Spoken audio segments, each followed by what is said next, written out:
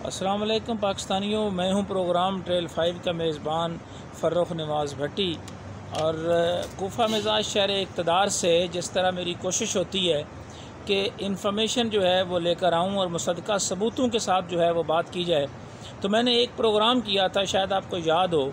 वो था जनाब चौधरी मजीद के हवाले से मल्टी प्रोफेशनल सोसाइटी के बाद जो है वो किस तरह उन्होंने फैसल टाउन बनाया, मार्गला हिल्स और 6-7 मनसूबे शुरू कर दिए। और पाकिस्तानियों, बड़ी दिलचस्प बात है कि जो लोगों के जो एंड यूज़र के पैसे इस्तेमाल करके अरबों नहीं मुबैना तौर पर अरबों से भी ज़्यादा की दिहाड़ियाँ लगाता है, उसके बारे में कहा जाता है कि जनाब क्या बात है, क्या प्रोजेक्ट चल रहे हैं, क्या जनाब दयानतदारी के भाषण दिए जाते हैं फिर, और वो जी बड़ी वो खिदमत करता है, वो तो मलक रियाज भी बड़ी करता है। तो मैं आज ख़ास तौर पर ये बात करना चाहूँगा कि चौधरी मजीद के हवाले से अदारे खामोश क्यों हो जाते हैं। जी हाँ पाकिस्तानियों, बड़ी दिलचस्प बात है कि चौधरी मजीद जो एक मामूली मुलाज़म थे और फिर मैनेजर जो है वो बन गए, और उन्होंने मल्टी प्रोफेशनल सोसाइटीज़ में रहकर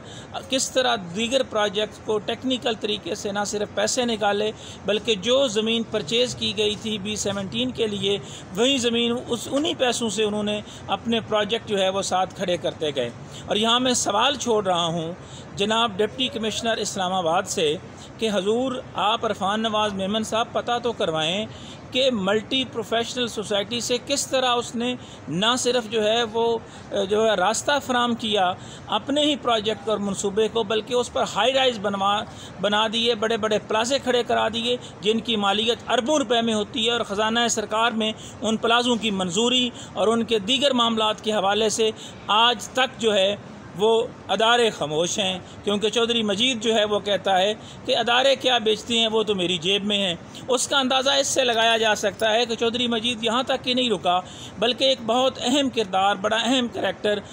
उस्मान बुज़दार साबिक़ वज़ीर आला पंजाब के साथ मिलकर जो है वो बड़े लेवल पर उनकी इन्वेस्टमेंट है। होटल जो है वो किस तरह बिड किए जाते रहे, उस दौरान किस तरह माल इकट्ठा किया जाता रहा, और फरागोगी की जो बड़े लेवल की इन्वेस्टमेंट थी वो चौधरी मजीद के साथ थी। फरागोगी ख़ुद तो जनाब दुबई में बैठी है, लेकिन चौधरी मजीद इसी शहर इक़्तिदार में सीना तान कर कहता है कि अदारे मेरा क्या बिगाड़ेंगे, मैं तो अदारों को शाम से पहले मैनेज कर लेता हूँ। ये मैं सवाल रख रहा हूँ chief of army staff general Asim Munir साहब के सामने कि जनाब एक तरफ आप कह रहे हैं कि जनाब पैसे आने चाहिए, मैं करप्ट माफिया को जो है वो नहीं छोड़ूंगा, जॉइंट ऑपरेशन की बात हो रही है, और दूसरी जानब हालत ये है कि ये एक FIR है। मैं चूँकि मुसद्दक़ा सबूतों के बगैर जो है वो बात नहीं करता, और बात अगर यहाँ तक ही होती तो समझ में आती। मासूफ ने जो है वो मादनियात निकालने का धंधा भी शुरू कर दिया है। ये मैं नहीं कह रहा, मेरी क्या मजाल जनाब। ये सीरियल नंबर 8465 है, और ये थाना टेक्सिला में FIR हुई, जिसके बाद इनका ये कहना था कि हम तो जनाब चीज़ों को मैनेज कर लेते हैं। और ये ख़ास तौर पर जो है वह पंजाब माइनिंग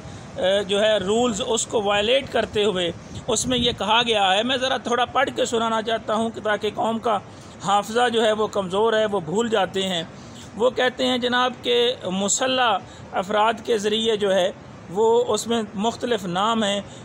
SMG अकील शहजाद हैं, अरसलान हैं, डॉक्टर जमील अहमद हैं, ठीक है। वो गश्त पर आए हुए थे और उन्होंने देखा कि फैसल हिल जो हैं वो रोड पर मौजूद बजरिया, उनको ये मालूम हुआ सोर्स के ज़रिए कि B-17 इंतज़ामिया और फैसल हिल्स इंतज़ामिया ने मिलकर रात की तारीकी में गैर कानूनी तौर पर ब्लास्टिंग जो है वो की, जिससे धमाका हुआ, करीबी आबादी में खौफ व हिरास जो है वो पैदा हो गया, और उसके साथ ही सुप्रीम कोर्ट ऑफ पाकिस्तान के अहकामात की वाज़ेह खिलाफ वर्जी करते हुए, जी हाँ, ये पहाड़ी पर या जंगलात के हवाले से ब्लास्टिंग को मना किया गया था, उसकी खिलाफ वर्जी करते हुए जनाब काफ़ी मिकदार में जो है वो ब्लास्टिंग की वजह से गिरे हुए पत्थर जो है वो पाए गए, और गैर कानूनी तौर पर तोड़ फोड़ करके उन्होंने रास्ता बनाया, और काफ़ी अरसे से ये अमल करके मादनियात भी चोरी की जाती रहीं। और ये फिर कह रहे हैं FIR में कि ये सुप्रीम कोर्ट ऑफ पाकिस्तान के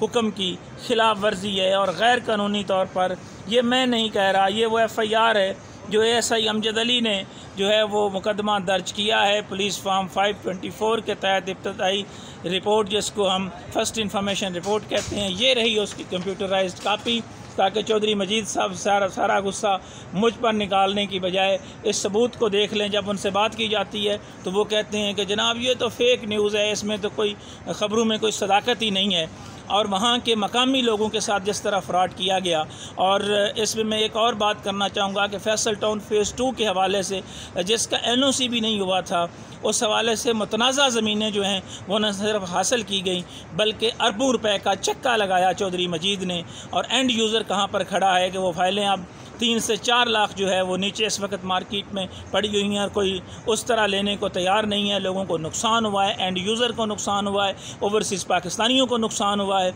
लेकिन फ़ायदा हुआ है तो उस्मान बुज़दार को हुआ है, फ़ायदा हुआ है तो फरागोगी को हुआ है, फ़ायदा हुआ है तो चौधरी मजीद को हुआ है। चौधरी मजीद जो अपने आप को कानून से बालातर समझता है, उसने किस तरह, ये कौन सी गिद्दड़ सिंगी है, ये पाकिस्तान की 24 करोड़ आवाम को भी बता दें कि जनाब कमाल मनसूबा है कि B-17 का एक मैनेजर जो है वो किस तरह जो है वो फैसल टाउन, फैसल हिल 6 से 7 प्रोजेक्ट उसने शुरू कर लिए और उसके हवाले से अदारों की खामोशी, FIR के बावजूद उसका पकड़ा न जाना, नैब के छापों के बावजूद भी पकड़ा न जाना। और मेरे पास मुसद्दका इतलात के मुताबिक 12 सितंबर को भी जो है वो बॉबी खान और उसके कुछ अजीज़ जो हैं जो लिंक थे ख़ास तौर पर अकाउंट्स के हवाले से, उनसे भी पूछ की उसका क्या हुआ। ये इंटेलिजेंस अदारों से ज़रूर पूछना चाहिए। और इसकी ज़िम्मेदारी वज़ीर दाखिला पर भी आती है, जनाब वज़ीर आज़म पर भी ऐद आती है, इंटेलिजेंस अदारों के सरबराहों पर भी ऐद होती है। और मैं ख़ास तौर पर